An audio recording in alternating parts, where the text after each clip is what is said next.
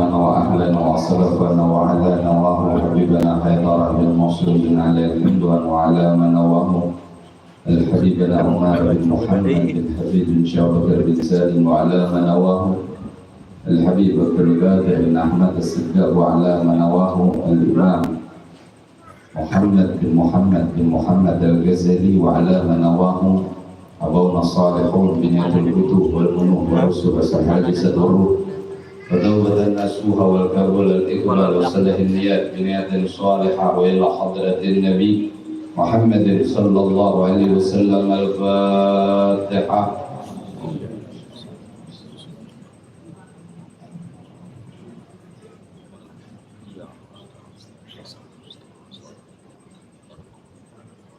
Bismillahirrahmanirrahim. Assalamualaikum warahmatullahi wabarakatuh. Waalaikumsalam warahmatullahi wabarakatuh. Alhamdulillah. Alhamdulillah Rabbil alamin. Alladhi ahsana tadbiral kainat wa khalaqal aradina was samawat wa anzalal ma'a minal mu'sirat wa ansha'a habba wa nabat wa qaddaral arzaka wal agwat wa ataba 'alal a'malis salihat wa nusalli wa nusallim ala sayyidina Muhammad lil mu'jizatit tahirat allati hasala min nurihi wujudal kainat wa ala alihi wa ashabihi ila yaumil miqat. Amma ba'd. Hadirin hadirat jamaah majelis yang insyaallah diliputi dengan rahmat. Maka mudah-mudahan berkumpulnya kita di majelis malam hari ini mendatangkan kebaikan, pandangan khusus dari Allah sehingganya keterkabulan seluruh hajat. Dan mudah-mudahan duduknya kita di majelis malam hari ini membuat Allah memandang kita sehingganya Allah ampuni segala dosa dan seluruh maksiat. Dan mudah-mudahan begitu pula kedua orang tua kita diampuni dosa mereka dan ditinggikan derajat. Dan mudah-mudahan dengan berkat majelis ini Allah luaskan rezeki kita semua dalam keadaan manfaat. Yang sakit mudah-mudahan Allah berikan sehat. Dan mudah-mudahan kita dipanjangkan umur dan diberikan wafat dalam keadaan husnul khatimah, mengucap dua kalimat syahadat dan dikumpulkan di dalam surga bersama baginda Rasul Muhammad sallallahu alaihi wasallam. Salam dan salam mudah-mudahan selalu tercurah tersampaikan kepada junjungan kita, Nabi kita baginda Rasul, Nabi kita Muhammad sallallahu alaihi wasallam beserta keluarga dan seluruh kerabat, begitu pula seluruh para sahabat. Hadirin hadirat yang dirahmati oleh Allah Subhanahu wa taala, yang sama-sama kita muliakan dan ta'zimi para habaib, para anak cucu keturunan baginda Rasul sallallahu alaihi wasallam yang memiliki ketersambungan keberkahan, yang memiliki keberkahan yang nyata di dalam darah dan daging mereka, sebagaimana yang dikatakan oleh Nabi kita Muhammad sallallahu alaihi wasallam, kullu sababin wa nasabin munqati'un yaumal qiyamati ila sababi wa nasabi.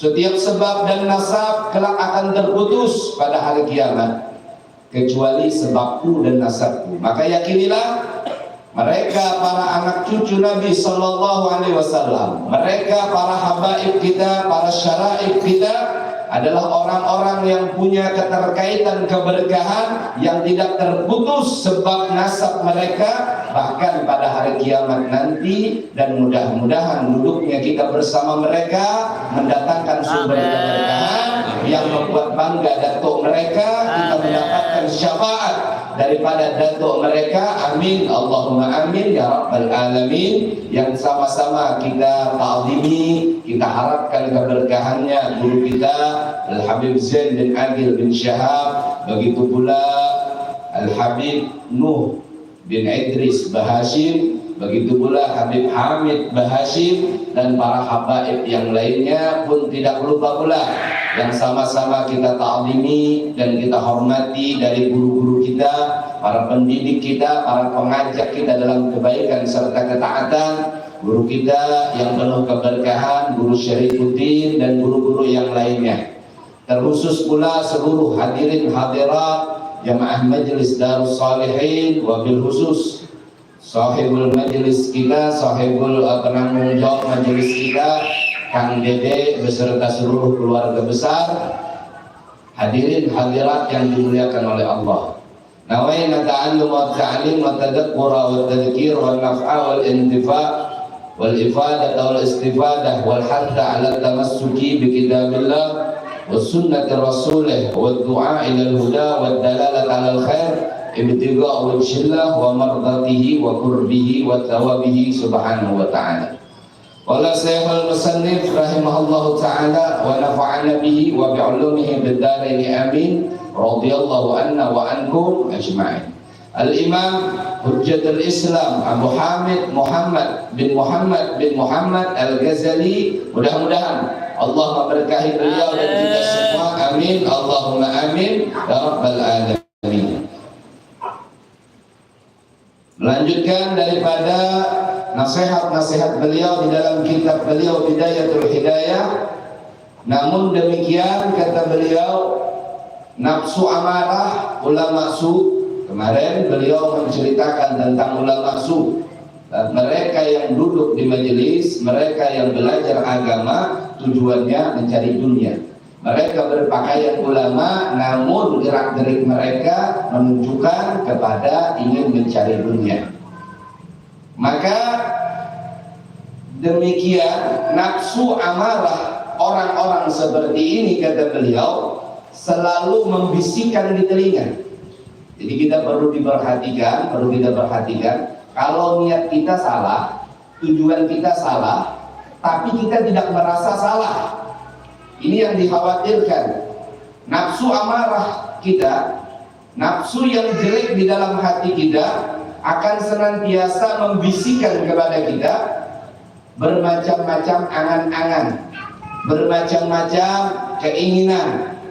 Seakan-akan apa yang kita lakukan tersebut, seakan-akan yang kita laksanakan tersebut adalah sesuatu yang punya nilai di sisi Allah. Padahal jelas-jelas orang yang ikhlas itu tidak beramal kecuali hanya Allah. Sedangkan kalau kita menggunakan ilmu untuk dunia, kita menggunakan sesuatu yang kita cari di majelis ilmu untuk menarik perhatian manusia agar dipuji, agar disanjung, lain sebagainya, wa amal li ajlin nas, maka itulah riya. Maka apabila kita berangan-angan seperti demikian, maka pantaslah Nabi SAW mengatakan, al-kaisu man dana nafsahu wa amila lima ba'dal maut. Orang yang cerdik itu mereka bisa mengira-ngira dirinya berapa amal, berapa maksiat, dan mereka mempersiapkan apa yang akan dibawa untuk kematian. Ini orang cerdik. Sedangkan wal ahmad wal ajiz, orang yang bodoh, orang yang dungu, orang yang lemah, ittiba'a hawaha wa tamanna 'ala Allah al-amal. Mereka yang bodoh, orang yang dungu, mereka akan memperturutkan hawa nafsu. Jadi ilmunya ditunggangi oleh hawa nafsunya, pengetahuan agamanya ditunggangi hawa nafsunya. Makanya jangan heran ketika mereka berangkat ke majelis, mereka akan mencari sesuatu yang pas dengan hawa nafsunya. Mereka mendengar di satu majelis ini haram, dia mendengar di satu majelis ini haram, ujar gurunya, ujar ustaz kita ini haram. Pian mengerjakan perbuatan haram tersebut, maka pian akan pindah ke majelis yang lain, sehingganya keharaman tersebut tidak lagi menjadi haram sesuai dengan hawa nafsu dia. Nah, ini orang yang memperturutkan hawa nafsu. Maka orang yang seperti ini, kata Nabi, orang yang dungu. Mereka memperturutkan hawa nafsu, tetapi mereka berharap nanti di akhirat mereka punya kedudukan di sisi Allah Subhanahu wa Ta'ala. Inilah yang dikhawatirkan oleh Imam Ghazali. Mereka adalah orang yang punya angan-angan dan membisikkan kepadanya bahwa dia telah banyak menabur jasa di kalangan manusia sehingga ia layak untuk menerima bermacam-macam anugerah dari Allah Ta'ala. Nafsunya juga menghayalkan kepadanya bahwa dia adalah lebih baik daripada hamba-hamba Allah yang lain. Imam Ghazali mengingatkan, wahai para penuntut ilmu, maka jadikanlah dirimu bersama dengan golongan yang pertama. Siapa golongan yang pertama? Kemarin dijelaskan bahwasanya mereka yang duduk di majelis ilmu, mereka berangkat untuk belajar agama, tidak ada tujuan kecuali hanya mencari perbekalan ke negeri akhirat dan hanya mencari ridha Allah. Ini golongan yang pertama. Maka jadilah dirimu bersama golongan yang pertama, kata Imam Ghazali. Dan hati-hatilah supaya engkau tidak termasuk di dalam golongan yang kedua. Karena banyak sekali orang yang lalai yang telah ditemui oleh kematian sebelum ia sempat bertobat. Kemarin golongan yang kedua yaitu golongan orang yang menggunakan ilmu untuk mencari perhatian manusia, untuk disanjung manusia, tapi dia sadar yang dia lakukan itu salah. Kemungkinan dua hal, kata Imam Ghazali. Orang ini akan bertaubat sebelum mati, lalu dia akan memperbaiki amal. Yang kedua, takutnya dia tidak sempat bertaubat, maka dikhawatirkan dia mati dalam keadaan surur hati. Nah, makanya kata beliau, hati-hatilah dengan golongan yang kedua. Kenapa? Karena banyak di antara mereka yang tidak sempat bertaubat namun telah dipanggil oleh Allah. Dan jangan sama sekali engkau termasuk ke dalam golongan yang ketiga, yang terakhir. Maka engkau akan terjerumus ke jurang kebinasaan yang tidak diharapkan dapat diselamatkan atau diperbaiki lagi, yaitu mereka yang memang tujuannya salah namun tidak sadar itu dari salah. Maka apabila engkau bertanya apakah kitab Bidayatul Hidayah, yaitu permulaan jalan menuju hidayah, kata Imam Ghazali, untuk dapat aku mencobanya bagi diri. Jadi kitab Bidayatul Hidayah itu adalah kitab yang supaya kita bisa mencoba, mentes diri kita. Maka ketahuilah bahwa permulaan jalan hidayah itu ialah takwa yang zahir. Makanya disebut Bidayatul Hidayah. Maka ketika kita belajar kitab Bidayatul Hidayah, ketika kita membaca kitab Bidayatul Hidayah, yang pertama kali yang akan kita perbaiki itu adalah takwa kita yang zahir, yang nampak. Seperti urusan kita dengan kewajiban kepada Allah, urusan kita meninggalkan maksiat, ini sesuatu yang nampak kan? Dan nihayatul hidayah, kesudahan atau puncak jalan hidayah, itu ialah takwa yang batin. Dan surga itu tidak akan dicapai kecuali dengan takwa.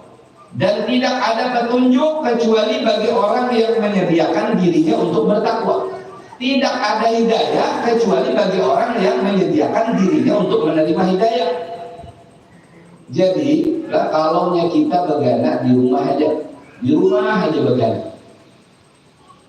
Itu nang kaya orang lah. Hendak mandi hujan cuman begana di rumah. Yang jangankan basah, tampiasnya aja udah dapat.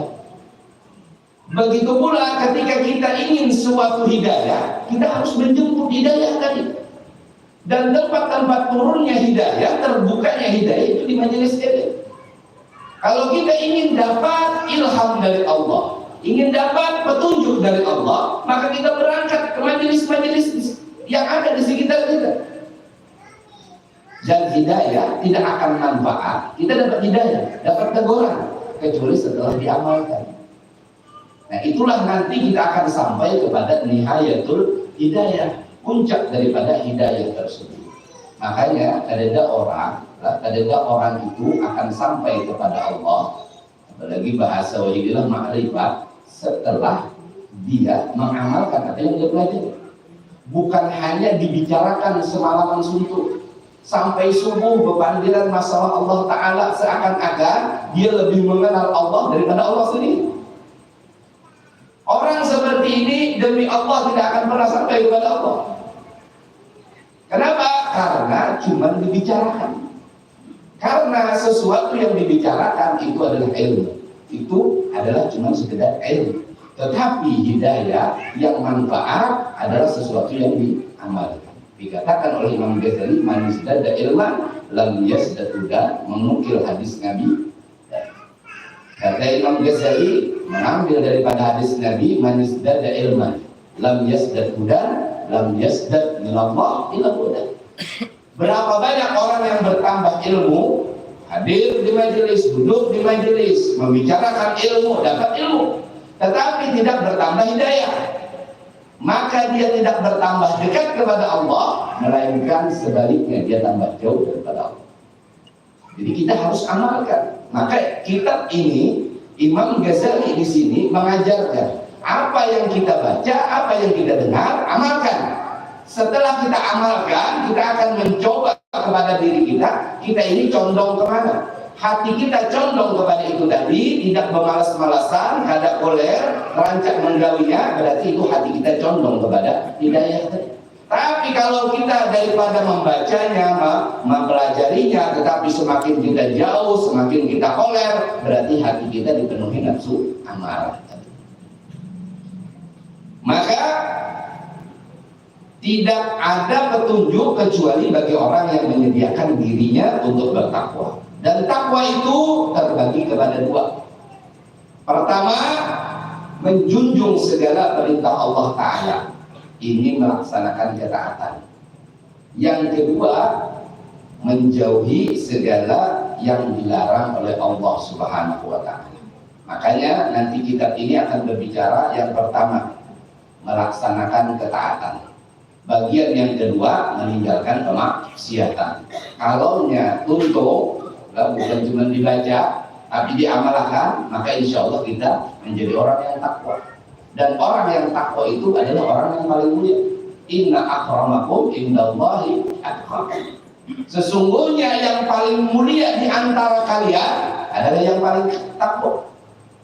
Yang paling takwa, siapa yang takwa? Orang yang melaksanakan ketaatan kepada Allah, orang yang meninggalkan maksiat yang dilarang oleh Allah. Ini orang takwa.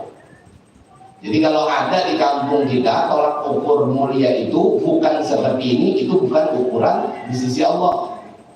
Kadang-kadang di kampung lah, di masyarakat yang terjadi di sekitar kita, orang mulia itu yang paling banyak harta. Kadang di tempat kita yang paling mulia itu adalah yang paling tinggi pangkatnya. Padahal yang kaya belum tentu mulia, yang miskin sudah pasti tidak hina. Namun yang paling mulia, inna akramakum indallahi atqakum. Sesungguhnya yang paling mulia di antara kalian adalah yang paling takwa. Kalau memang yang paling kaya adalah yang paling mulia, tentu Qarun, orang yang mulia. Kalau memang yang paling tinggi pangkatnya adalah orang yang mulia, tentu Fir'aun adalah orang yang tinggi pangkatnya. Namun panutan kita baginda Rasul SAW hidup dalam kekurangan. Beliau memilih dalam keadaan kekurangan. Sehari makan, sehari tidak makan. Bahkan di dalam rumah beliau hampir tidak ada banyak harta yang ditinggalkan. Ini Nabi kita Muhammad SAW, manusia yang paling mulia di antara bahkan nabi-nabi yang mulia. Nabi kita Muhammad SAW yang paling mulia. Kalau memang kekayaan tolak ukurnya, tentu Nabi kita akan meminta kekayaan kepada Allah. Kalau memang pangkat tolak ukurnya, tentu Nabi tidak akan meminta kerajaan di sisi Allah. Namun itu semua bukan daripada tolak ukur, tetapi ketakwaanlah kata Nabi yang menunjukkan seseorang mulia atau tidak. Lalu apa itu takwa? Takwa adalah orang yang taat dengan perintah Allah, melaksanakan ketaatan kepada Allah, meninggalkan kemaksiatan yang diharap oleh Allah. Artinya kita semua bisa jadi orang mulia, bisa insya Allah. Bukan hanya di dunia, di akhirat bisa. Selama kita memenuhi diri kita dengan ketaatan, menjauhkan diri kita dari kemaksiatan, walaupun ibaratnya makan gaji cukup sebulan, gasan sebulan, gaji sebulan habis dimakan sebulan. Kadang kayak orang banyak beisi tanah, kadang kayak orang banyak beisi rumah, tapi urusan melaksanakan ketaatan kita orang yang sangat perhatian. Urusan meninggalkan kemaksiatan kita adalah orang yang sangat menjaga akan yang diharamkan. Maka walaupun kita semua tidak punya harta yang banyak, tidak punya pangkat yang tinggi, tetapi dalam urusan seperti ini, inilah mulia yang sebenarnya. Nah, jadi insya Allah mudah-mudahan apa yang diajarkan, apa yang disampaikan oleh Imam Ghazali, sebagaimana beliau mengambil daripada Nabi SAW, apabila kita amalkan, maka kita sebagaimana ulama-ulama terdahulu kita, sebagaimana guru-guru kita terdahulu, mereka pun menjadi orang-orang yang dekat dengan Allah, karena mereka mendekatkan diri kepada Allah dengan yang wajib, menambah dengan yang sunnah, menjaga diri mereka daripada maksiat kepada Allah. Bagian pertama adab-adab melaksanakan ketaatan. Ketahuilah olehmu bahwa perintah Allah Ta'ala itu ada yang fardu, wajib, dan ada yang sunnah. Yang fardu itu ialah modal perdaganganmu, raksul mal, modal usaha. Dan dengan modal itu kita akan selamat. Jadi kalau ada orang lek-lekan, di dunia ini ibaratnya ini pedagang lek-lekan. Pian bermodal, berjualan 5 juta. Imbah berjualan, habis barang, tabulik duit 5 juta. Artinya ada labihan gasan uyuh, ada labihan gasan ini dan itu, pas modal. Ini lek-lekan. Apakah orang ini selamat? Selamat modalnya. Maka kayak itu juga orang yang hidup di dunia, sumbahyang digawi, nang wajibnya tetap dikerjakan, nang haram ditinggalkan. Ada menambah lawan yang sunnah, ada menambah lawan yang dianjurkan, sedekah lain sebagainya, ada yang wajib aja punya. Orang ini mati, maka ini lek-lekan karena lek-lekan. Selamat, insya Allah selamat. Kenapa? Ia melaksanakan perintah Allah, meninggalkan larangan Allah. Ini modal, adalah modal. Jadi kalau ada orang hendak selamat tapi sembahyang ada, ini kan modal ada dah. Dia hendak beruntung, lah usaha hendak untung, tapi modal habis. Ulun guru bermodal usaha 5 juta. Alhamdulillah ada untungnya, ada. Apa untungnya? Ada ini, kalau nukar ini modal bang, habis. Ini ada untung, adanya dia nggak rugi. Jadi kalau ada orang, alhamdulillah dulu, ulun bisa membangun langgar, bisa membangun masjid.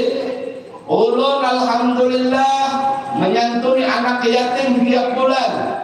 Ada orang berpintaan Isra Mi'raj Maulid, ulun siap mengeluarkan dananya. Namun sembahyang ada dia? Ada. Naudzubillah, semua naudzubillah. Membangun masjid itu pahalanya besar, luar biasa, pahalanya tinggi di sisi Allah. Tapi kalau pian kada sembahyang, pian kada sholat, jangankan sebiji masjid nambil bangun, 20 biji kada ada manfaatnya. Kenapa? Karena sholat, puasa, dan wajib-wajib itu modal usaha kita, modal hidup kita. Kalau sholatnya baik, maka baik seluruh amal. Kalau sholatnya rusak seluruh amal. Nah, modal kita itu sesuatu yang wajib. Sedangkan yang sunnah itu ialah keuntungannya. Dan dengan keuntungan itu kita akan mendapatkan beberapa derajat kelebihan. Jadilah diceritakan ada sahabat dulu, Nabi itu dijaga. Rumah Nabi itu dijaga oleh beberapa sahabat bergantian. Jadi dijaga beberapa sahabat bergantian siang malam. Sampai suatu ketika Allah menurunkan ayat wallahu yu'simuka minan nas. Firman Allah, sesungguhnya Allah yang menjaga daripada gangguan manusia. Lalu Nabi menyuruh para sahabat itu pulang semua, tidak usah menjaga rumah beliau lagi. Cuma ada sahabat yang tetap duduk di depan rumah Nabi. Jadi semuanya disuruh Nabi pulang, disuruh pulihkan, ada usaha lagi menjaga rumah beliau. Cuma ada satu sahabat yang tetap menjaga. Ketika baginda Rasul mau berangkat ke masjid sebelum subuh, beliau lihat ada sudah sahabat tadi. Lalu kata Nabi, bukankah engkau sudah aku suruh pulang, tidak usah jaga lagi? Ya Rasulullah, aku ingin berkhidmah, membantumu, melayanimu ya Rasulullah. Mungkin engkau tengah malam butuh air wudhu, aku akan siap menyiapkan. Mungkin engkau mau turun ke masjid, aku sudah siapkan sendal. Mungkin engkau butuh siwak, aku akan carikan siwak untukmu. Nabi senang, ada sahabat yang begitu berhatian terhadap Nabi. Lalu kata Nabi, apa yang engkau minta? Akan aku doakan kepada. Sahabat ini tanpa pinggir panjang.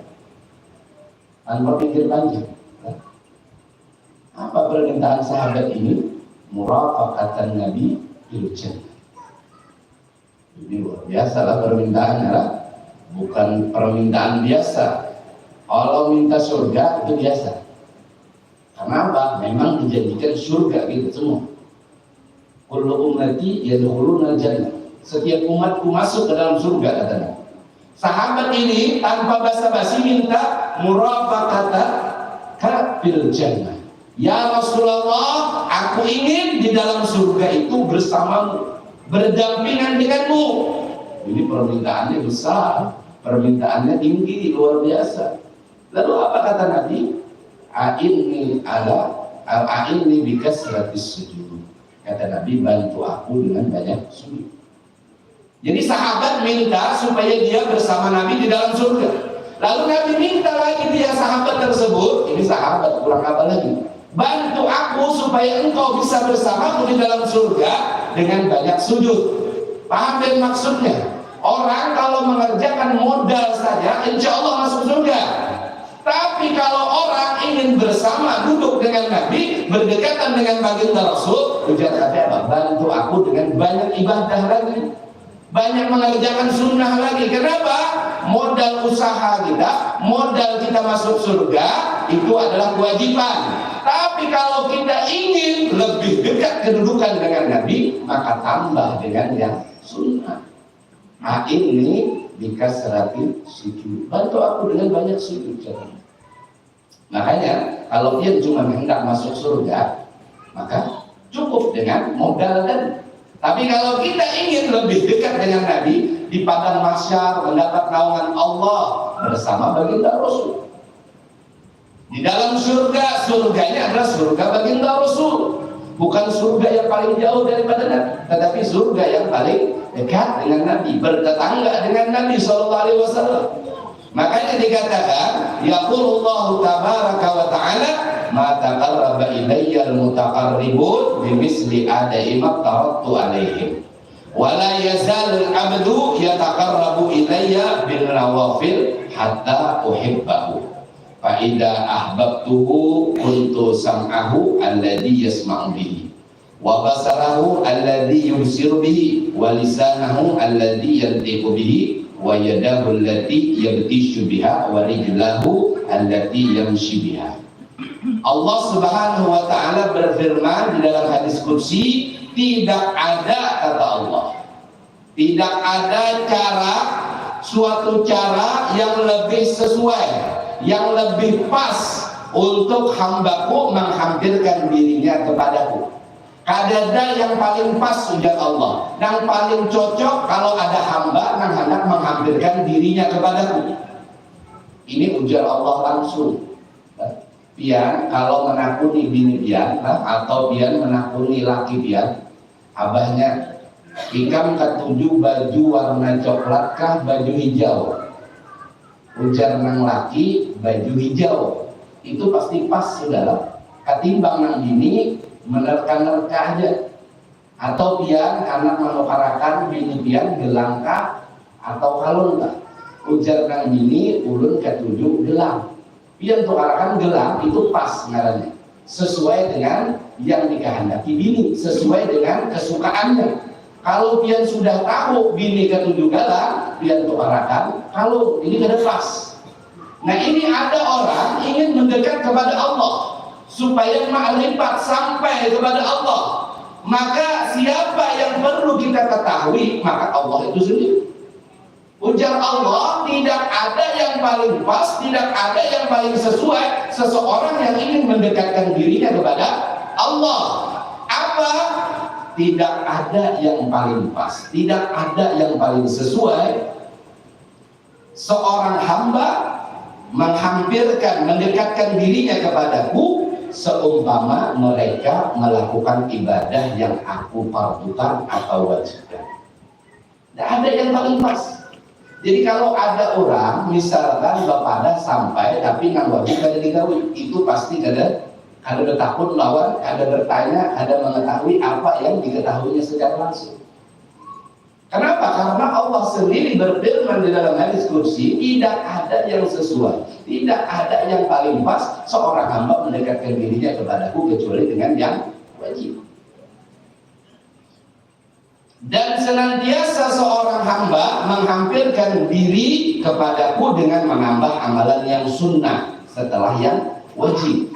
Sehingga kalau ada hamba mendekatkan diri kepada Allah dengan yang wajib, ditambah senantiasa dengan yang sunnah, sehingga aku mencintainya, kata Allah. Hatta uhibbahu, sehingganya aku mencintainya. Maka kata para ulama, hatta uhibbahu di sini ia menjadi seorang wali kekasih Allah. Allah cinta kepadanya, Allah sayang kepadanya, dia adalah wali Allah. Dilanjutkan di situ di dalam hadis qudsi tersebut, maka apabila aku telah mencintainya, maka akulah pendengarannya yang ia mendengar dengannya. Orang ini mendengar dengan pendengaran Allah. Jadi kada ada lagi yang tersembunyi. Biar mepandir tentang ulama ini, tentang wali ini di belakang, dia tetap mendengar. Kenapa? Allah yang memberikan pendengarannya, Allah yang membukakan pendengarannya. Dan akulah penglihatannya yang ia melihat dengannya. Ini dahsyat. Orang ini melihat dengan penglihatan Allah, berarti tidak terhijab dengan makhluk. Kenapa? Allah yang membukakan penglihatannya. Dan akulah lidahnya yang ia berkata-kata dengannya. Dan akulah tangan yang ia menyentuh dengannya. Dan akulah kakinya yang ia berjalan dengannya. Siapa orang ini? Hatta uhibbahu, orang yang dicintai oleh Allah. Siapa yang dicintai oleh Allah? Ujar Allah, mereka yang mendekatkan dirinya kepadaku dengan yang wajib, menambah dengan yang sunnah. Artinya kalau hendak jadi wali, yang berataan sudah dapat contekan lah. Mungkin kalau ini bubuhan pian pernah ujian lah di SD, SMP, sekolah pondok, itu contekan kada boleh. Kada boleh pian di ujian, kada boleh membuat contekan. Kalau ini pian dicontekan kan dahulu. Boleh dalam agama diberikan contekan. Buktinya, pian di dalam Google diberikan contekan lah. Marah buka. Kan ini sudah diberitahu kita jawabannya lah. Allahu Rabbi. Ini kan berikan contekan, dan ini Allah sudah berikan contekan sama dia. Kalau hendak menjadi wali Allah, kalau hendak menjadi orang yang dekat dengan Allah, orang yang selamat di dunia dan akhirat, mendekatkan diri kepada Allah dengan yang wajib ditambah dengan yang sunnah. Terang-terangan dibuka oleh Allah. Ada perlu bersembunyian, ada perlu menunggu tengah malam, ada perlu. Ada perlu ilmu rahasia, ada perlu. Ini Allah sendiri yang membuka di dalam hadis kursi. Jadi Allah katakan, kalau hendak mendekatkan diri kepadaku, kata Allah, yang paling pas, yang paling sesuai dengan yang baik, ditambah dengan yang sunnah, hatta uhibbahu, maka Allah mencintainya. Nah, inilah berarti ini kunci jawaban kita. Cuman ilmu ini telah sampai dalam sanubari kita. Ilmu ini telah memenuhi jiwa kita. Namun manfaat atau tidak tergantung kita sekarang. Man izdada ilman lam yazdad hudan lam yazdad min Allah illa hudan. Ilmu ini, pengetahuan ini, kabar ini telah sampai kepada kita. Kita tahu kabar kebenaran ini, kita tahu sudah kunci untuk menjadi orang yang dekat kepada Allah. Cuman berapa banyak orang yang bertambah ilmu, ujar Nabi, tapi tidak bertambah hidayah, tidak bertambah dekat kepada Allah. Kita tahu cara dekat kepada Allah, namun tidak bertambah dekat kepada Allah. Kenapa? Karena kita tidak mengamalkannya, tidak mengerjakannya. Tidak bertambah dekat kepada Allah, melainkan tambah jauh daripada Allah Subhanahu wa Ta'ala. Ini seharusnya jadi semangat kita lah. Semangat kita berangkat ke majelis untuk saling mengingatkan. Alhamdulillah. Dan diingatkan, mudah-mudahan Allah berikan kekuatan. Mudah setelah ini kita melaksanakan ketaatan. Kita sudah tahu bahwa Allah yang mengabarkan itu sendiri, cara dekat kepada Allah, namun kita masih butuh kepada taufik Allah, pertolongan Allah, sehingga diberi kekuatan untuk melaksanakan itu semua. Tanamkan di dalam sanubari kita, tanamkan niat di dalam jiwa kita, mudah-mudahan kita bisa melaksanakan ketaatan, meninggalkan kemaksiatan, menambah kedekatan dengan sunnah-sunnah yang diajarkan oleh baginda Rasulullah. Mudah-mudahan Allah jadikan majelis kita adalah majelis yang barakah. Kita orang-orang yang duduk di dalam majelis ini mendapat berkah.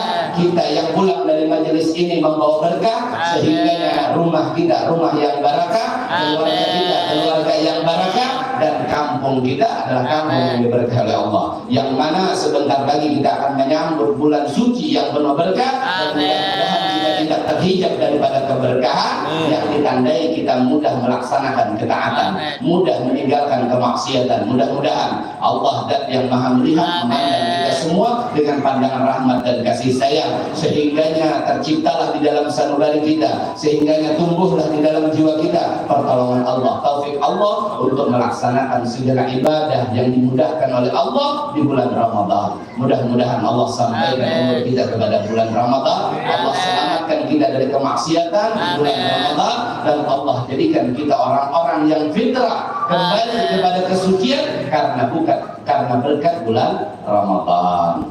Dan salah satu hadis Nabi SAW berbicara tentang bulan Ramadan, ma min muslim yasumu yaqulu inda iftarihi. Barang siapa, tidak ada seorang muslim, seorang yang beriman, ketika dia berpuasa dan ketika dia hendak berbuka membaca ya azim ya azim ya azim anta ilahi la ilaha ghairu yaghfir dzambal azim fa innahu la yaghfiru dzambal azim illa azim. Yang biasa dibaca di langgar-langgar di masjid-masjid, biar mendengar, biar mempati baca, jangan cuma mendengar aja. Kenapa? Ma min muslim yasumu yaqulu inda iftarihi, kata Nabi.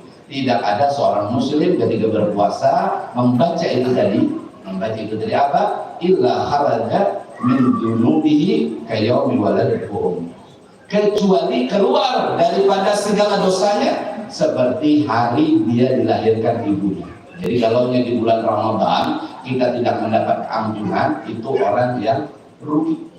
Kenapa? Ketika kita mau berbuka saja membaca itu tadi, dijanjikan Nabi SAW, artinya di hari pertama saja kita berpuasa, lalu ketika hendak berbuka membaca yang barusan, maka Allah akan menghapuskan dosa kita, bahkan kita seperti orang yang baru lahir. Atau barang siapa yang ketika berbuka membaca Allahumma lakasuntu, ketika berbuka lah. Jadi diajarkan oleh guru-guru kita, para salaf kita itu disunnahkan berbuka dengan kurma au ma'in atau air. Jadi jangan biar ganti dengan yang manis-manis lah, jangan biar tertipu dengan iklan di TV lah. Berbukalah dengan yang manis-manis, ya. Bukan, yang sunnah itu dengan kurma. Kalau ada rutok lah, kalau ada kurma, kalau ada baju putih. Nabi biasa berbuka puasa kurma air putih. Maka inilah sunnahnya. Maka kalau ada kurma air putih dia ambil. Bismillahirrahmanirrahim. Dan makan atau baca doa makan. Setelah itu baru setelah makan lagi dia berdoa, Allahumma lakasumtu wa bika amantu wa ala rizkika aftar. wa ala rizkika aftartu. Kan di situ ada doanya, wa ala rizkika aftartu, dan atas rizkimu aku berbuka. Berarti sudah berbuka. Inilah anjuran daripada guru-guru kita ini yang paling afdal. Lalu ada orang yang membaca doa ini sebelum berbuka, ya nggak apa-apa, ya termasuk doa juga. Tapi bagusnya itu seperti itu tadi lah. Jadi sampai waktu berbuka disunnahkan, kalau dia sudah sampai biar percepat. Jangan menunda-nunda, haur lagi berbasuh, kini baru basuh. Buka dulu, makan dulu kurmanya, minum dulu air putihnya, lalu berdoa.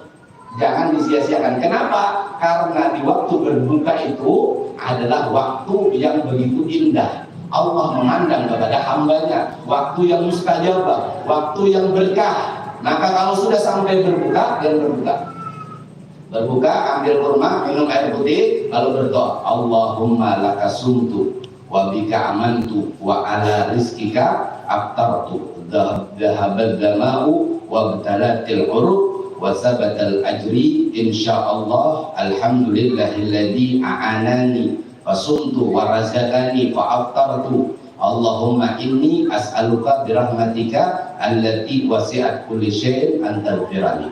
Atau yang pendek saja sampai birahmatika arhamar rahimin, maka barang siapa yang membaca doa yang panjang tadi atau yang pendek ketika dia berbuka puasa, dia berdoa ketika dia berbuka puasa, maka niscaya Allah Subhanahu wa ta'ala akan pun mengampuni dosa-dosanya, sehingganya dia seperti keadaan bayi yang baru keluar dari perut ibunya.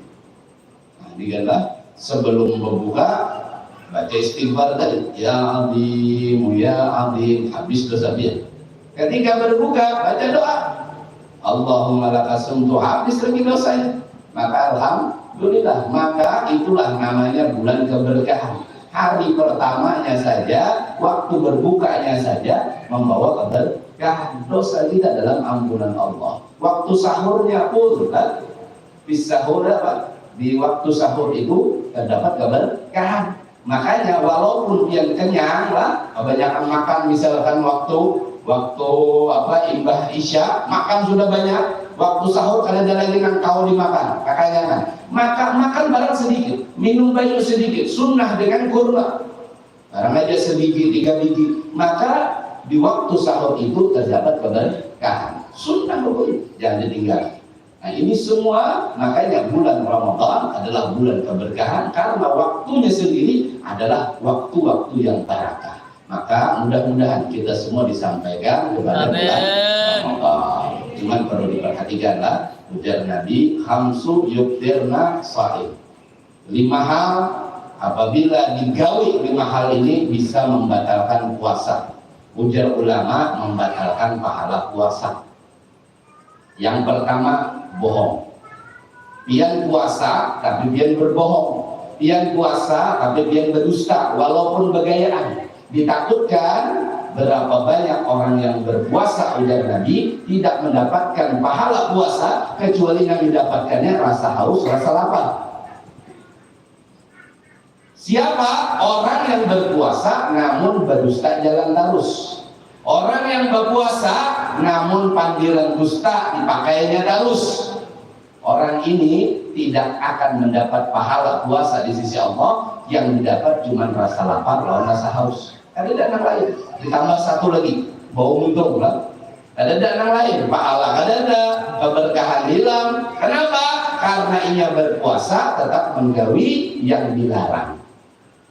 Ini yang pertama. Yang kedua, namimah. Apa itu namimah? Adu domba, anjur atar. Datang kepada si Anu mendengar kabar 5 kalimat, bawa kepada si Anu sampai 20 kalimat. Akhirnya si Anu lawan si Anu kada bertegaduran. Ini anjur atar, fitnah, namimah, adu domba. Maka orang yang seperti ini pun tertolak daripada mendapatkan pahala di bulan puasa, pahala ketika berpuasa, dan yang ia dapat cuma rasa lapar dan rasa dahaga.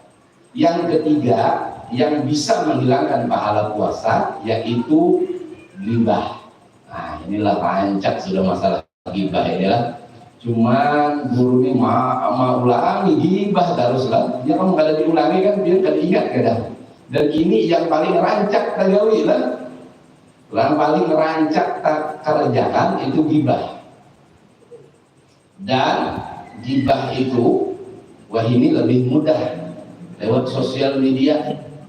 Sedikit-sedikit dihabarakan di sosial media. Sedikit-sedikit masalah dihabarakan di sosial media. Akhirnya apa? Orang-orang mudah juga menggibah dia. Cuman lah yang membaca itu sama aja. Membaca itu sama. Nang ketujuh nonton gosip, sungsung telah sampai tengah hari gosip aja itu sama. Ujar Nabi, innal mustami'a syarikul qa'il wa huwa ahadul mubtadi'.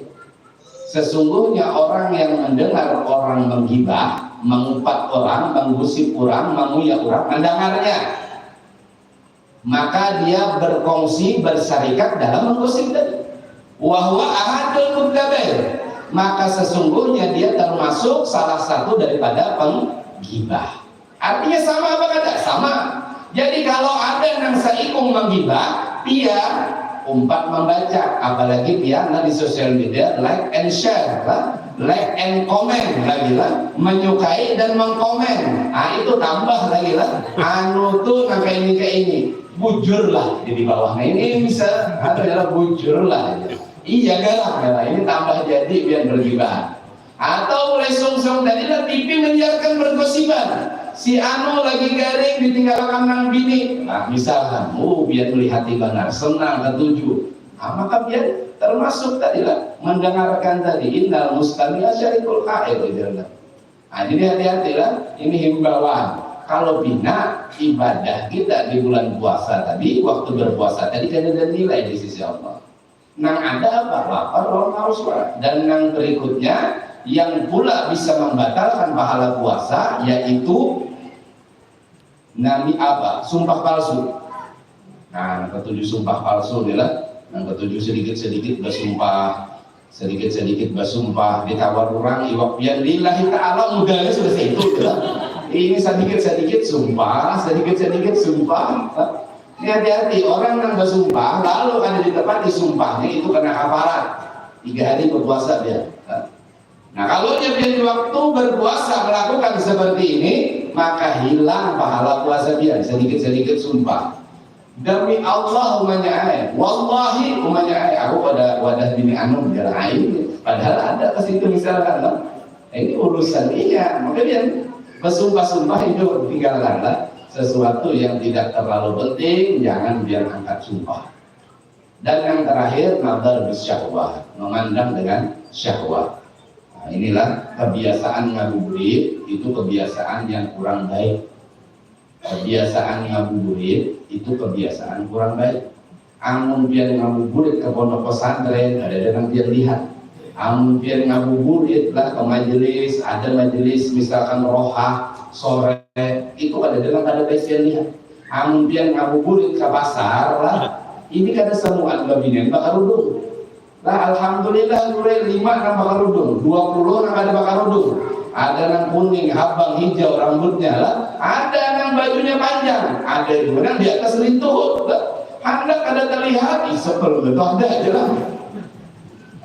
Ini nazar bersyahwat, dari mana tahu syahwat? Ketujuh melihat. Orang ubah ada keinginan ketika memandang itu tadi. Kisah memalingkan cuma melirik-lirik sedikit lah. Ini ketujuh ngarannya. Makanya lah, cuman kalau nazar itu menurut para ulama itu mandang dengan mata kepala kita memandang langsung. Kalau yang melihat HP, melihat TV itu pada disebut memandang, melihat gambar.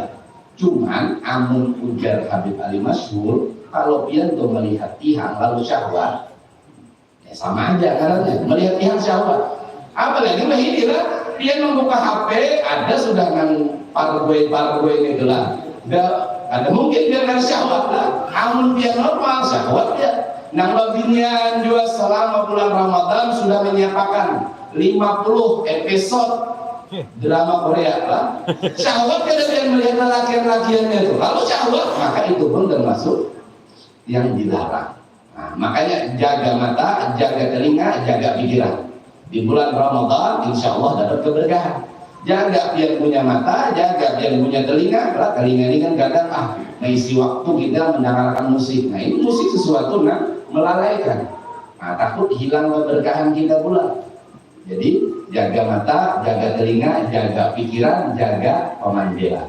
Mudah-mudahan Allah Subhanahu wa Ta'ala menjadikan kita orang yang selamat di bulan Ramadan, selamat mendapat keberkahan, dan mudah-mudahan Allah liputi kita semua kekuatan untuk bisa banyak melakukan ibadah kedekatan kepada Allah, sholat di malam hari, berpuasa di siang hari, banyak mengisi Al-Quran dengan membaca ayat suci, dan mudah-mudahan kita menghiasi diri kita di bulan Ramadan dengan akhlak mulia Nabi, dan insya Allah mudah-mudahan tidaklah Ramadan datang kepada kita melainkan kita menyambutnya dengan ketaatan kepada Allah. Tidaklah Ramadan akan berakhir daripada kita kecuali melekat kepada kita penghormatan di bulan Ramadan, sehingganya hati kita merindukan datangnya bulan Ramadan. Ketika ditinggalkan Ramadan, keberkahan kepada kita, kembali kita merindukan bulan Ramadan. Mudah-mudahan Allah Subhanahu wa Ta'ala jadikan majelis perkumpulan ini adalah majelis yang mendapat pandangan khusus dari Allah, dan insya Allah mudah-mudahan kita semua dipanjangkan umur, kembali kita berkumpul di dalam majelis setelah bulan Ramadan. Mudah-mudahan dari malam hari ini kita niatkan kita akan kembali berkumpul di majelis ini, kita akan duduk kembali di majelis ini, kita akan kembali bersama-sama berzikir, mencari ilmu, mengambil hikmah di majelis ini. Mudah-mudahan niat kita tersebut tercatat selama apapun, walaupun itu libur, insya Allah kita tercatat dalam orang yang melaksanakan majelis terus-menerus. Mudah-mudahan Allah Subhanahu wa Ta'ala kabulkan doa kita, terkhusus dosa-dosa kita. Allah kabulkan, kita meminta ampun kepada Allah dengan dihapuskan dosa kesalahan kita, terkhusus doa kita yang paling mulia, paling besar, yaitu kita meminta ampunan kepada Allah atas dosa kedua orang tua kita. Mudah-mudahan kedua orang tua kita ditinggikan derajatnya. Begitu pula kita meminta kepada Allah, mudah-mudahan pasangan kita diampuni dosanya oleh Allah. Begitu pula keturunan kita, begitu pula daripada jiran tetangga kita, orang-orang kampung kita, sahabat, kawan karib kita, semuanya muslimin dan muslimat dalam pandangan ampunan Allah Subhanahu wa Ta'ala. Dan mudah-mudahan Allah Subhanahu wa Ta'ala jadikan malam hari ini majelis kita adalah majelis yang membawa keberkahan bagi kita. Sekali lagi mudah-mudahan Allah pandang kita semua dengan keberkahan. Amin ya rabbal alamin, ya akramal akramin, ya arhamar rahimin, ya mujibus sa'ilin. Walhamdulillahi rabbil alamin. Bisirin nabi wa alin nabi wa ashabin nabi. Al-Fatihah.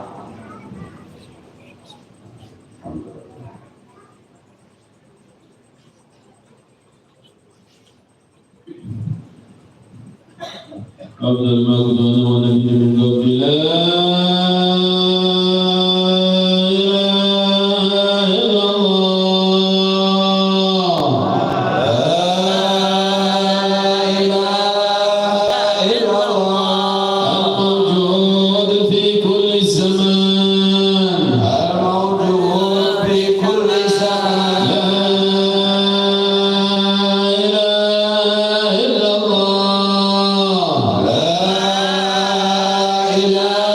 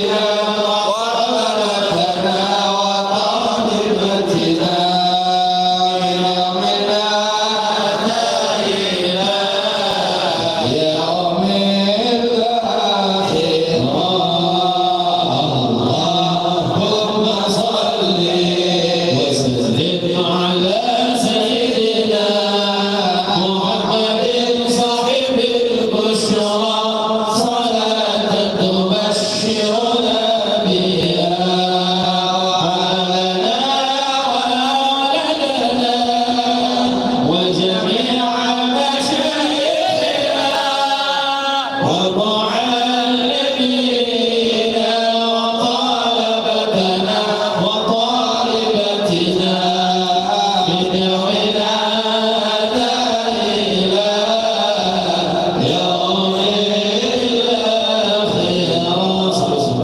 بدعونا إلى يوم الآخرة ويد المتين يا رحم الفقراء والضعفاء والمساكين ارحمنا يا رب نحن مساكينك يا رب تحت باب جودك يا رب يا ارحم الراحمين يا ارحم الراحمين فرج على المسلمين يا ارحم الراحمين يا ارحم الراحمين فرج على المسلمين يا ارحم الراحمين يا ارحم الراحمين فرج على المسلمين اللهم بارك لنا ما بقينا من شعبان وبلغنا رمضان وعن على الصيام والقيام وحفظ الاركان من الاثام اللهم بارك لنا ما بقينا من شعبان وبلغنا رمضان وعن على الصيام والقيام وتلاوه القران وحفظ الاركان من الاثام اللهم بارك لنا ما بقينا من شعبان وبلغنا رمضان وعن على الصيام والقيام وتلاوه القران وحفظ عن الاركان من الاثام اللهم اغذب قلوبنا رجاءك وقطع راجعنا من سواك هب لنا نرجو عنا احدا غيرك اللهم اضعف له قوتنا وقصر عن اعمالنا ولا تغلق غنيتنا امنا وخصنا برحمتك يا ارحم الراحمين اللهم اغذب قلوبنا رجاءك وقطع راجعنا عمن سواك حتى لا نرجو احدا غيرك اللهم اضعف عنه قوتنا وقصر عنه اعمالنا وكل ذنب وامنيه بخير وعقل انك على كل شيء قدير اللهم ربنا ظلمنا انفسنا وان لم تغفر لنا وترحمنا لنكن من الخاسرين اللهم ارزقنا توبه نصوحا اللهم ارزقنا توبه نصوحا اللهم ارزقنا توبه نصوحا طهر قلوبنا جسما وروحا بجاه سيد المصطفى واله وصحبه الشرفاء نختم لنا امورنا بحسنى بجاه المصطفى واله وصحبه الشرفاء نختم لنا امورنا بحسنى بجاه سيد المصطفى واله وصحبه الشرفاء نختم لنا امورنا بحسنى يا ربي للمصطفى بلغ مقاصدنا واغفر لنا ما مضى سعى كرمي يا ربي للمصطفى بلغ مقاصدنا واغفر لنا ما مضى سعى كرمي يا ربي بالمصطفى بلغ مقاصدنا واغفر لنا ما مضى يا واسع الكرم يا ربي وبعلمي عجل بالنصر وبالفضل يا مولاي مجيب يا حضر الغيب توسل اليك بالحبيب اقضي حاجاتنا وحاجة المسلمين اليك تريد اقضي حاجاتنا وحاجة المسلمين اليك تريد اقضي حاجاتنا وحاجة المسلمين اليك تريد يا ربي صل على محمد وافتح من الخير كل مغلق يا ربي صل على محمد وافتح من الخير كل مغلق يا ربي صل على محمد وافتح من الخير كل مغلق يا رسول الله اشفع فينا حاجة عند الله يا رسول الله اشفع فينا حاجة عند الله يا رسول الله اشفع فينا حاجة عند الله يا بعلم الشفاعة يا بعلم الشفاعة يا بعلم الشفاعة كل كربة تنجلي بكم يا أهل الولاية بكم يا أهل الولاية بكم يا أهل الولاية كل حاجة قضي كل حاجة قضي كل حاجة قضي اللهم هذا الدعاء ومنك الإجابة وصلى الله على سيدنا محمد وعلى آله وصحبه وسلم والحمد لله رب العالمين تقبل الله منكم منا ومنكم